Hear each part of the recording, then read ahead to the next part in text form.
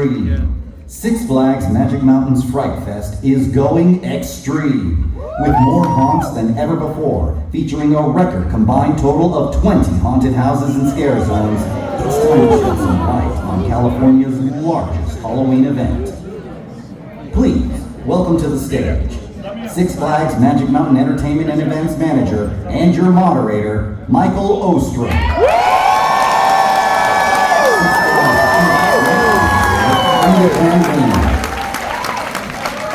RWS Executive Producer for Six Flags Fright Fest Extreme, Allison Fox. And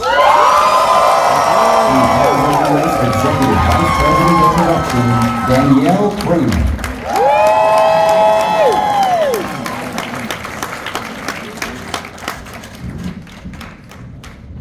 EA, there you are. All right, come on over here. We're making so much noise. Edith Van Ramey, our Chief Marketing Officer from Six Flags.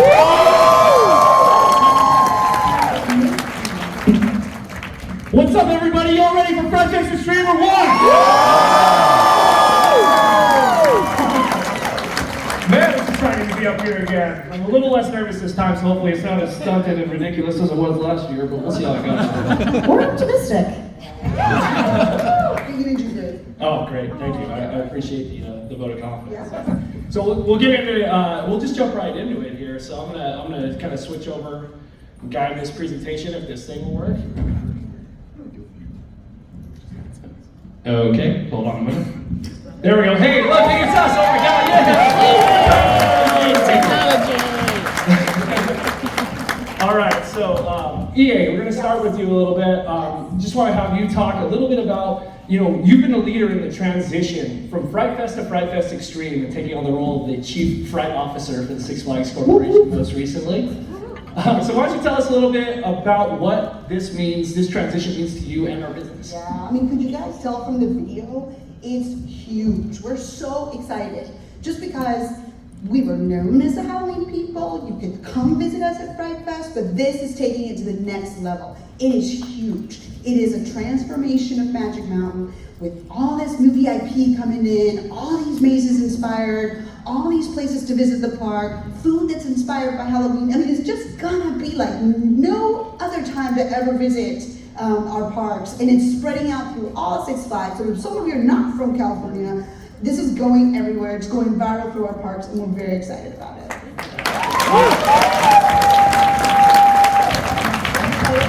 Very excited too. Yeah. So honestly, kind of started there a little bit, but long term, how do you think this transition, this strategy, how do you see this going forward for the company? Yeah. So right now, California and New Jersey, which are two of our biggest Six Flags parks, are going to do it big. They're going to be huge. You've got to go there first. The whole park is going to be extreme. But some of the pieces of the big puzzle are going to go to other parks. So you can visit our Dallas park and see some of the IP there, like Stranger Things. You can go to Georgia and see Stranger Things. So as it grows, it'll go to other parks. But the extreme is here in California and in New Jersey.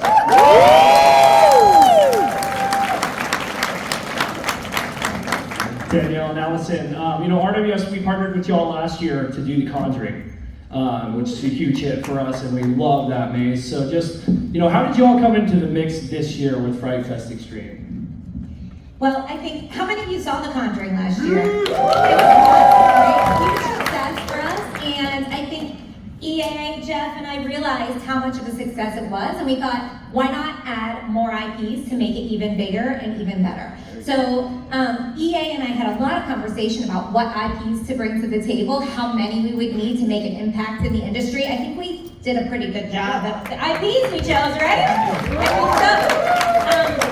So anyway, we actually assembled a team from the Six Flags side, from the RWS side, and we brought them to our New York City headquarters, where we did a 3-day ideation session around everything that we wanted from these IPs, how scary these houses could get, what we wanted the overall event to be, and we ended up with Six Flags Fright Fest Extreme. So now moving forward, I have assembled an amazing team led here by this wonderful woman, Allison Fox, who is doing... That's right. That's gonna make me blush. And they are doing an amazing job right now, kind of organizing what's happening with the IPs, also assembling all the design and creative elements. We're installing all of the houses at the parks, and they're going to be bigger and better than anything that you've ever seen before. That's right, excited. You know, and Allison introduced you as the executive producer of Fright Fest Extreme. Can you tell us a little bit about what you're doing from the design side to make this the most extreme Fright Fest so far? Of course, absolutely. So we've employed some incredible designers, some familiar faces. We've got a fantastic team, and we're also telling stories that you guys haven't seen before. You've seen these IPs before. They've been out there, right? But the angle that we're approaching them from is to make sure we're showing you your favorite parts of the story, but also the parts of the story that you haven't seen play out live yet. Ooh. That's what makes it extreme. Very succinct, thank you. You're welcome. You bookended it and make sure that we know it is extreme. All right, we're going to start getting into some of those IPs right now. So starting first, coming to Six Flags this year is Stranger Things. EA. Yeah. This is obviously a very popular attraction Yeah. based on that. Can you tell us a little bit about the storyline and what is going to make this specific house unique? You know, what we loved about Stranger Things is that it has this appeal across generations and just across all kinds of female, male, it doesn't matter, like everybody loves it. So we were so excited to bring it into the portfolio, and it has a real storyline, and so we wanted it to still represent the nostalgic beauty of the story. I am an 80s baby. I know you probably guys can tell that I am. And I just loved bringing that to life, like having you walk through it and feel like you're back in that era, and you're going to a dance party, and you're going to then be very scared because all these, evil things are going to infiltrate what is a high school extravaganza. So I think that there's going to be a lot of fun in walking through the nostalgia of it, while also getting the shit side of it. I don't miss anything there, ladies. No, you're the boss, so you do whatever you want. Yeah. If you open the door, though, I can't tell you that the rest of us are going to close it. So, you got into that. But how do you think this is going to, besides getting the shit out of us, how do you think this is going to enhance the overall guest experience? I mean, we talked a little bit about it, but we were very thoughtful about how the portfolio of movies was chosen. I'm gonna be a little jealous because part of my job was to sit every day and watch all these films and kind of figure out what would really be something you all would want to come in and see. And so they're super, super scary. They're super, super gory. And then this one's a little bit more cerebral, but still super scary. So every single movie IP had to play a role so that every single one of you would want to see all of it, but would probably have one you really, really love that would be your super favorite. So they all kind of play a role in the crown jewels of what is going to be this program. Allison, can you tell us about any unique elements or technology that are going to be featured in Stranger Things specifically? Well, I don't want to give anything away, Mike. Well, I mean, They all have to buy tickets. hey, there's going to be, lights, There will be lights. scary people, and There will be fog. There might be a strobe or two. Unheard of, right? Like never before. Like I said before, you're gonna see parts of the story that you have not seen before, and some of the technology that's being implemented is out of the box thinking to solve, really basic ideas, but bringing things like the Upside Down into real life and making you feel like you're walking through it is a challenge that we were up for, and I think you'll really enjoy what we've come up with. excellent. All right, moving forward.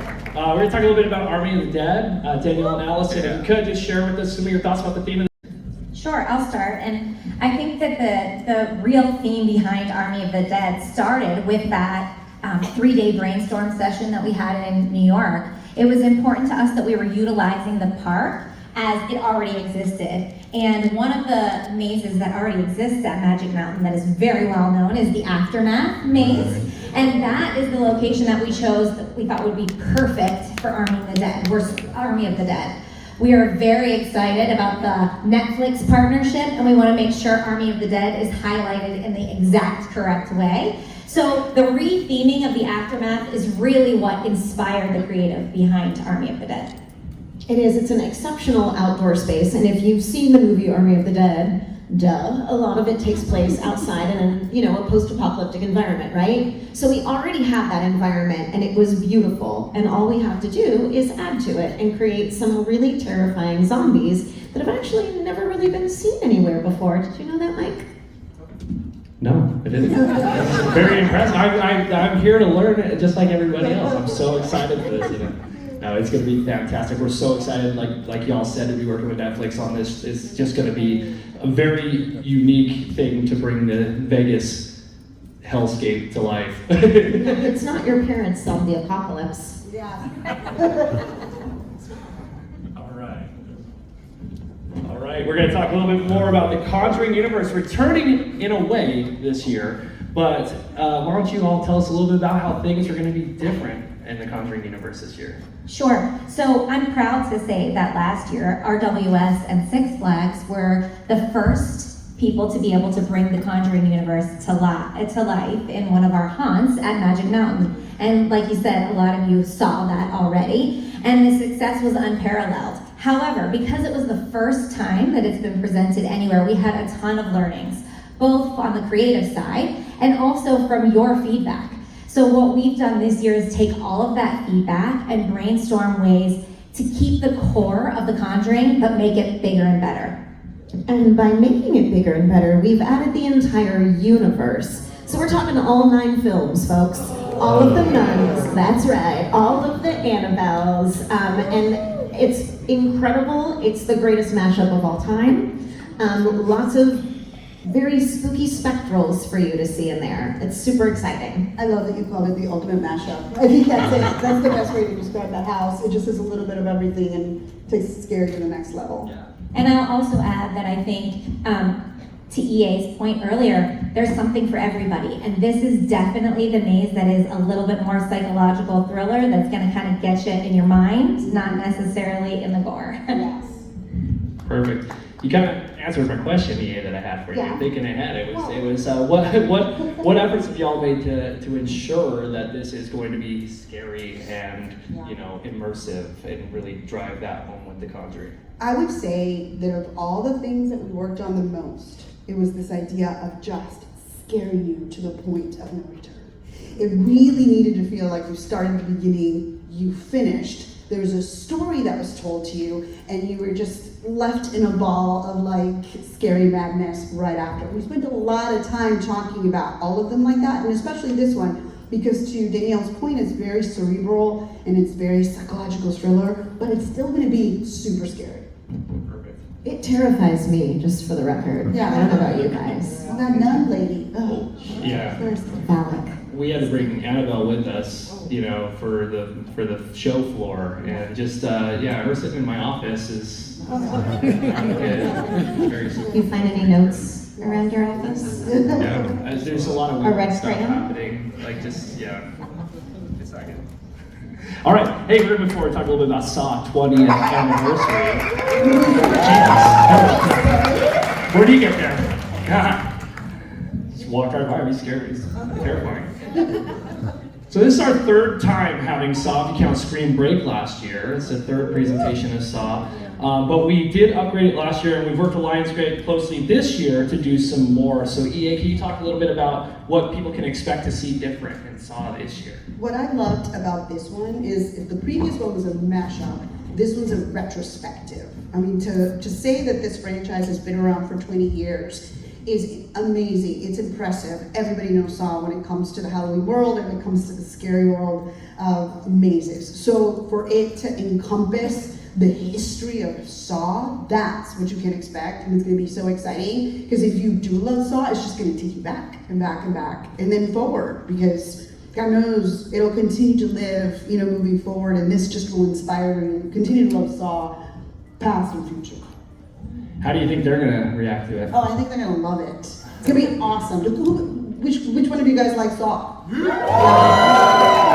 One or two. Yeah, one or two. You guys are gonna have to come see it. Allison, Danielle, without giving away too much again, can you tell us about any new interactive elements or surprises that all these cool people can look forward to? You keep asking me questions I can't fully answer, but I think this year the maze is going to be much more engaging for the audience, less about just moving through the line and more engagement. Exactly, like you're gonna feel like you too are trying to escape. It's gonna be great. You're gonna see those iconic traps from the last 20 years of films. You're gonna be part of the action. It's gonna be super cool. Right, Billy?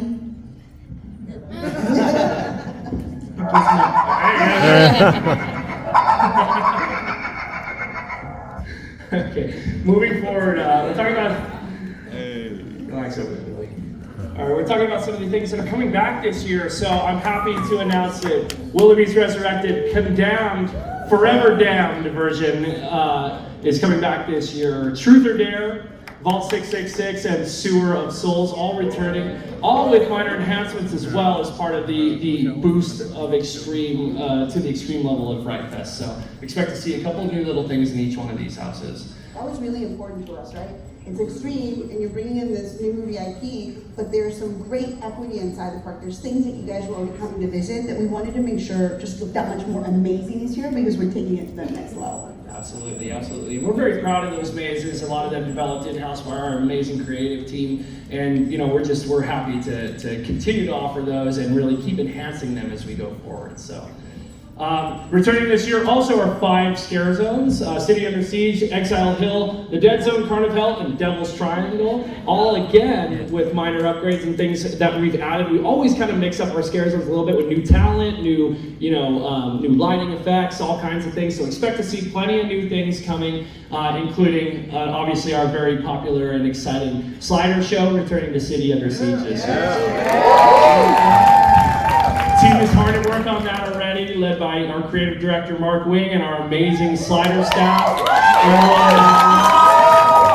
They are putting together some fantastic shows for y'all, so be excited for that one because I sure as hell am already. Okay, we're gonna move forward with 6th new Amaze announcement. So Aftermath, while we teased was being used for Army of the Dead, is not dead yet. So Aftermath, Nocturnal Hunt will be coming to Six Flags Fright Fest Extreme this year. And Allison, do you want to tell us a little bit about Nocturnal Hunt? Sure, I would love to. So, as we were doing a park visit, we're walking through Aftermath, we're seeing this part's gonna be great for Army of the Dead. Let's split this in half and do something different with this half. What can we do that ensures that you're having 2 different experiences in a similar area? And so we looked to our trusted colleague, Brian Arsick, to help us come up with this amazing idea, partnering with the team at Six Flags for Nocturnal Hunt. It's gonna be dark, it's gonna be spooky, and you're gonna be hunted. It's gonna be a lot of fun. A new twist on an old faithful maze and one that we love. So, EA, if I've counted correctly, that looks like we have 11 haunted houses coming to Six Flags Magic Mountain this year. That's a really big number. That's quite huge. As a matter of fact, it's the most in California. Yeah. What does that mean to the company to be that big, to be the leader in the largest haunted attraction? Yeah, for sure. It's something we wanted. We wanted to be number 1. We wanted to be able to say that. We're very proud of it. Come to us, because you can't get that anywhere else. Because that's what we want to be. We want to be the leaders in it. It's huge to be able to say it. We're going to say it all the time. We're very proud of it. On top of 11 mazes, I told you about 5 returning scare zones, but that doesn't mean that we aren't adding 3 new ones as well. Because California, we're going for everything. So, our 3 new mazes, again, led by our in-house creative team, Mark Wing, and all of our talented staff there, are Underworlds of Oz, replacing Territory Twisted in the Scream Punk District. You'll be able to meet some of your favorite Wizard Boss inspired terrifying people, flying monkeys and witches and all kinds of things. Some new scare elements coming to that as well. A lot of technology. We're investing quite a bit into the Underworlds of Oz scare zone, so please look out for that.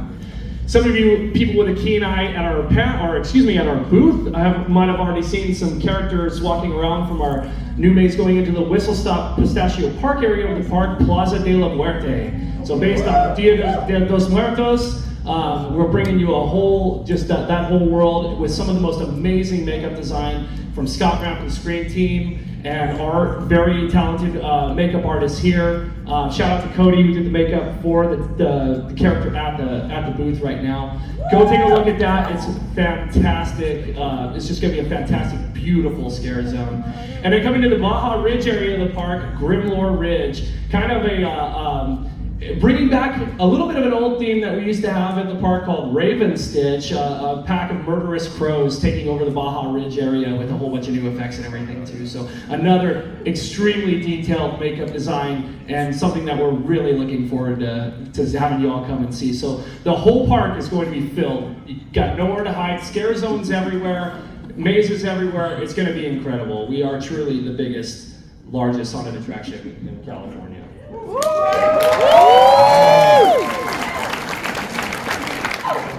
You guys like this one, huh? This is really scary. How much do you like this one? So you're kind of, I bet you all were wondering why we haven't started talking about trick or treat just yet. So, the reason is that we wanted you all to get a first inside look at this maze. So we do have a quick video we're going to play right now that we'll go into a little more depth for trick or treat.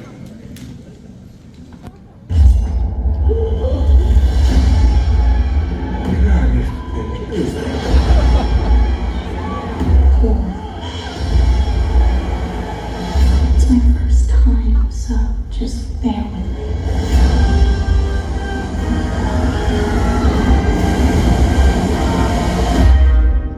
Happy Halloween.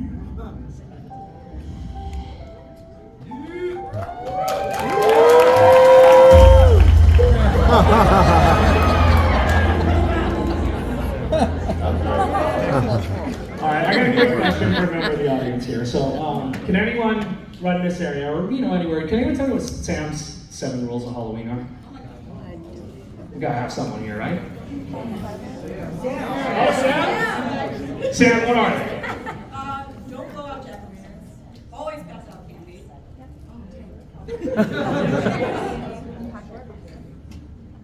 Don't pull down your Halloween decorations.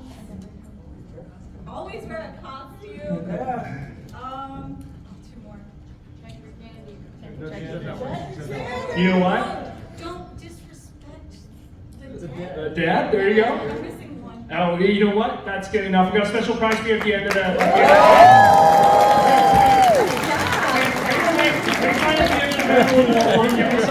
Way to go, Sam. But you know what? To fill in that last one and to probably verify those answers, we got a special guest. Would you all join me in welcoming the writer and director of Trick or Treat, Michael Doherty?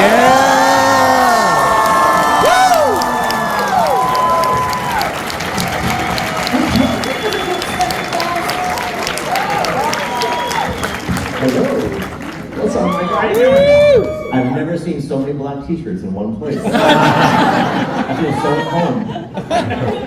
About Comic-Con.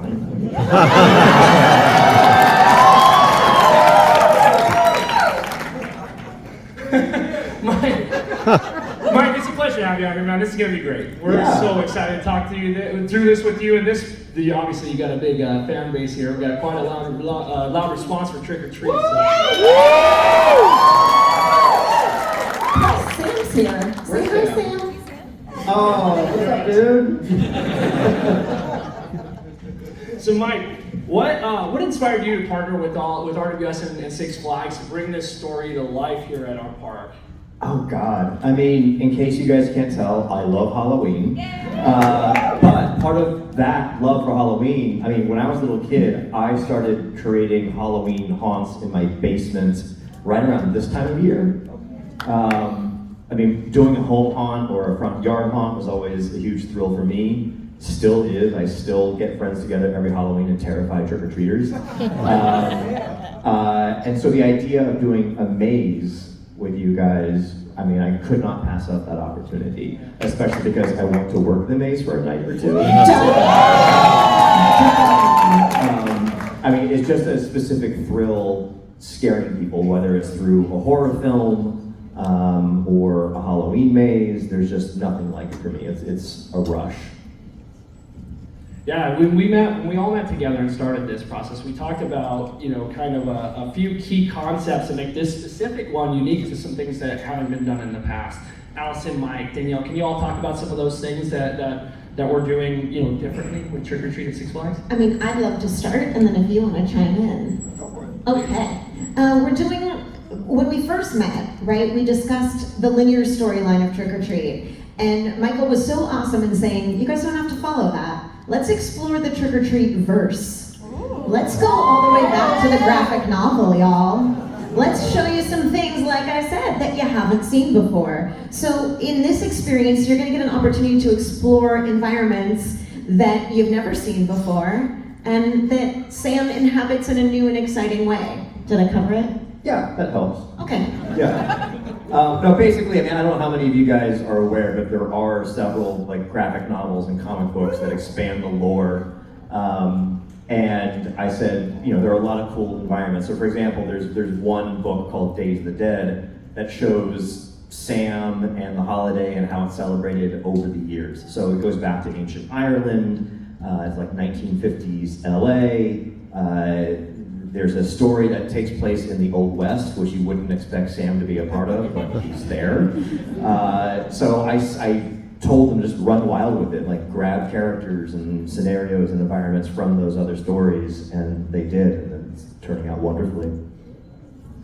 We're excited, man. It's going to be really cool. Can you guys talk about, well, you kind of got into it a little bit, but is there anything unique or anything that you want to highlight, from a, story or technology side for Trick or Treat that you want to talk towards in this one? I suggested everything. I said I wanted animatronics, I wanted holograms. We've been working over the years with a company called Atmos Effects, which creates these really, really cool sort of holographic projections that you can put in your windows and your doorways, atmosfx.com. And they just sort of allow you to put Sam wherever you want. And I connected the group with those very talented guys and said, I'm sorry, I just saw Michael Myers in the audience. It's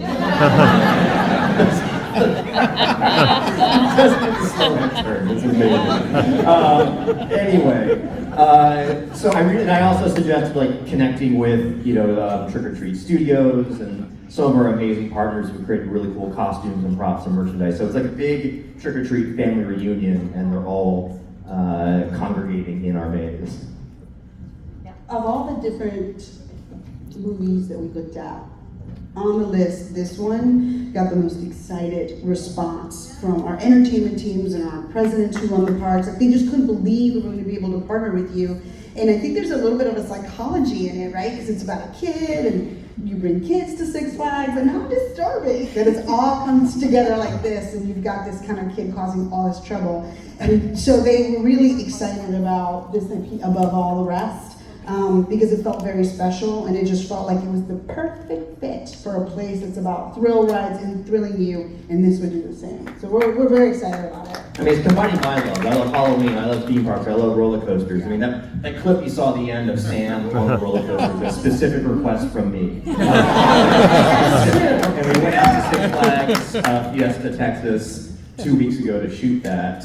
And, at first they thought, well, we could just, grab a store-bought Sam costume. Like, no, I have the screen-used costume in my house. I'm flying it out to Texas. So, we specifically went out and did that. And I said, can we put Sam on the roller coaster? And so I rode the roller coaster with Sam next to me. And, I mean, that's the closest I'm going to get to, taking my kid on his first But it was great. The actor, the young actor who played Sam, I don't think he had any idea who the character was or what he was doing, but it was a good time for all.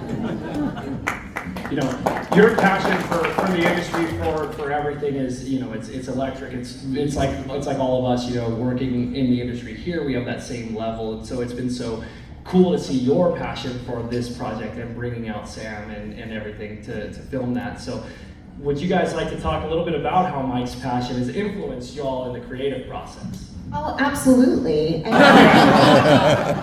better not charge us the director fees that are worth the Yeah. Well, just want to shout out real quick, SixFlagsJobs.com. Come work with Michael Doherty at Trick or Treat. All right, thank you.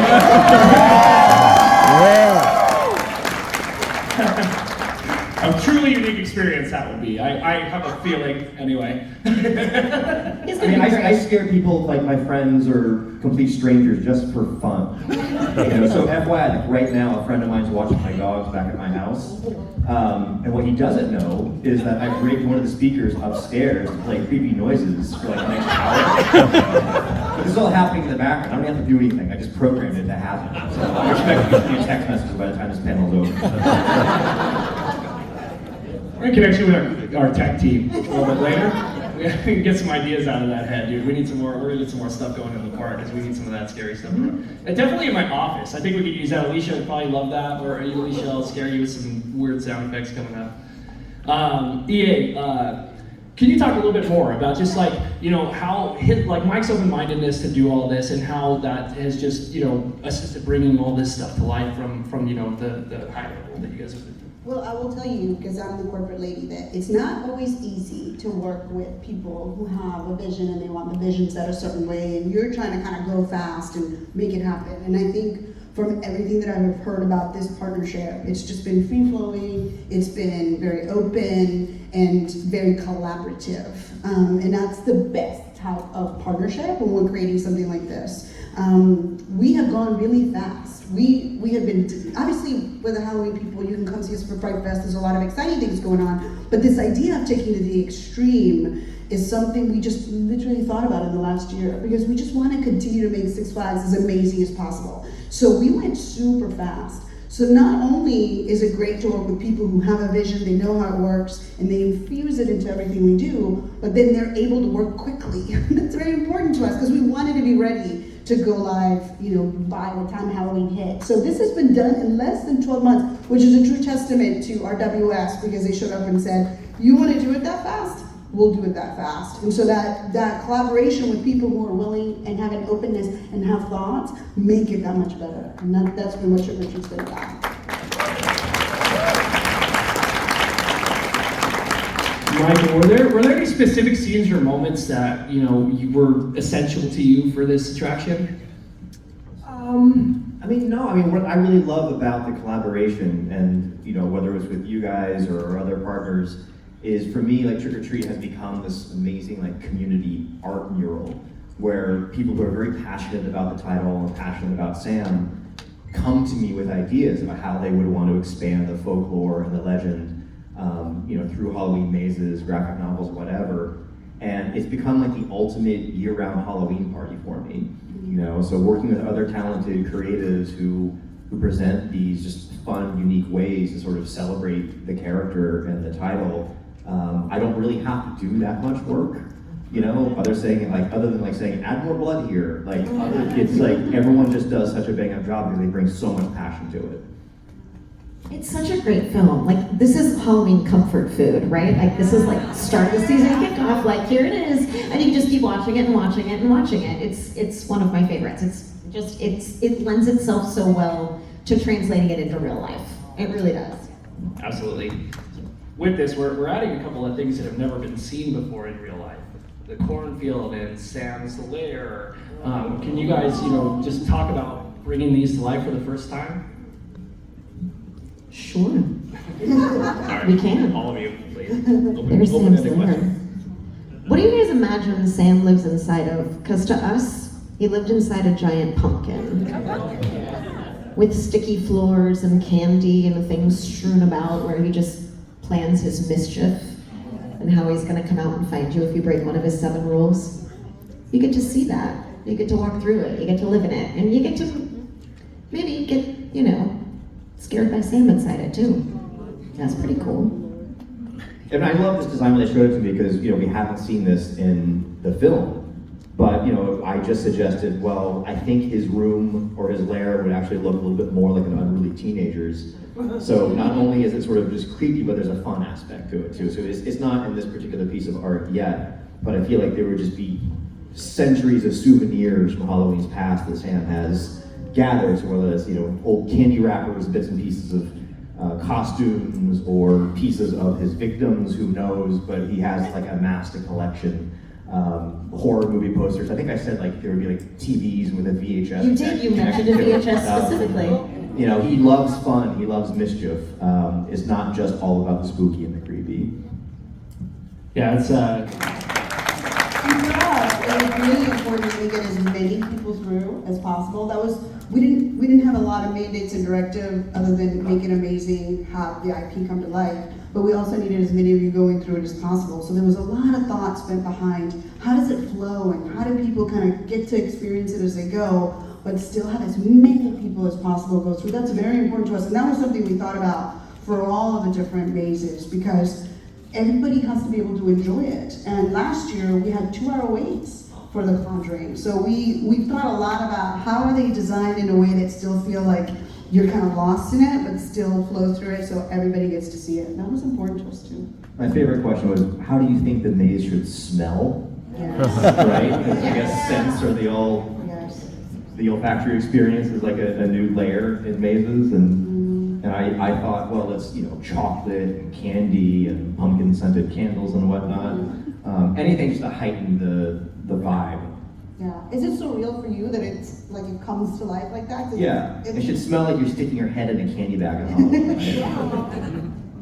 That actually leads us into exactly what I was going to ask next, and that's how lighting, sound, smells, how that's going to affect this maze, and what you guys are doing from the design side to bring that full immersion to life, and bring us right into the movie Trick or Treat, or the Trick or Treat verse, I should say. It's coined that phrase. It's the trick or treat verse now. Exactly that. Smells, lighting. I think somebody wanted like smell of vomit. That wasn't me. That wasn't. Yeah. Okay. Yeah, I nixed that.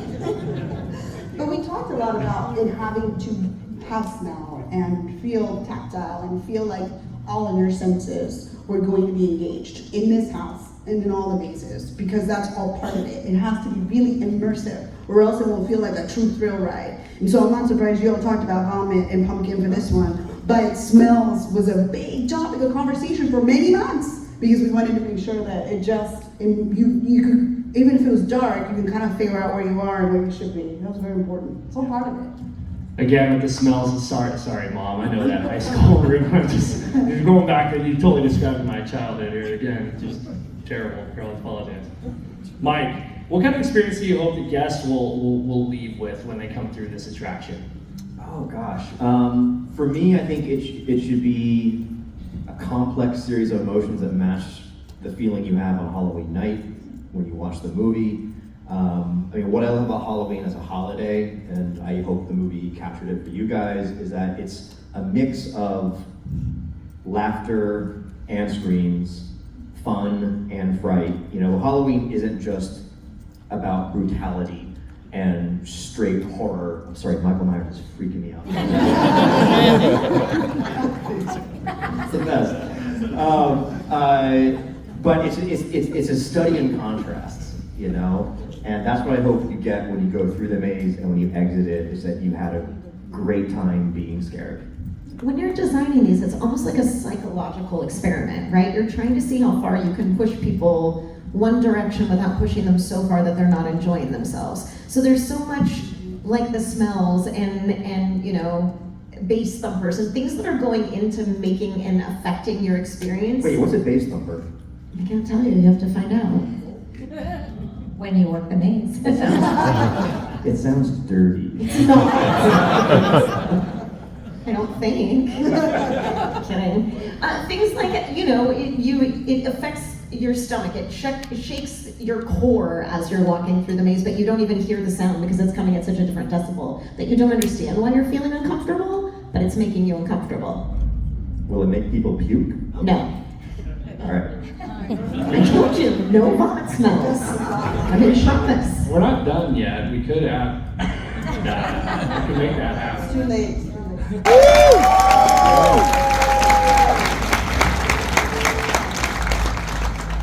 Allison, Danielle, Mike, EA, do you guys have anything else you'd like to add to Trick or Treat, or any kind of thoughts or anything else, something that in the production that you want to talk about specifically? Have you guys talked about which parks Trick or Treat is at specifically? Did we talk about? We sure didn't. Okay. Each park's gonna go out there and make big announcements, so I think it'll be really fun for people to find out where it's coming to next, so stay tuned to sixflags.com, but it's coming to a couple of parks, so I think it's gonna be in a lot of different places for people to experience. I went all of the parks. Are you gonna work at all of them? All of them. Okay. But you start with us, and most nights Yes. with us. Yes. Yeah. That's a really good point. Like, the idea is to continue to grow it and take it to more and more people and go to more and more parks. Can I make a request? Yeah. Is anybody here from Ohio by chance? One person? Only one other Ohioan, okay. So Six Flags just merged with Cedar Fair. So Kings Island and Cedar Point. Those are my two theme parks coming up. And that's like when you'll work them, right? If I build them, you'll work them. Yes, Okay. I will. Yes. I will. Then done deal. All right, make that happen. Kind of a wrap-up question for you. I mean, the announcement of this has been huge Yeah. and everything. So just, can you talk about just what the response has been like for you and what you're seeing from all these great people and their excitement? And I don't know if you noticed it at the beginning, but the announcement was kicked off by Mr. Six. I think they noticed. Mr. Six. People noticed. And he's been a part of our brand for a long time, and he's been kind of dormant. And this is how big this thing felt to us. And it's just, if you need to come on, help us announce it. And the response has been amazing. Not only to him making a brief appearance and then getting run over by a bus. I think you guys like it too. But the response from our own fans, from Halloween fans, from just our own everyday guests has been phenomenal. And everybody's still talking about it. That's what shocks me, is that every day I can visit our site and somebody is saying something wonderful about what's coming and that they can't wait. And that's really what, for us, for you and I who work at these parks and who love this brand so much, for people to be excited about us and want to come visit us and spend time with us is a dream come true.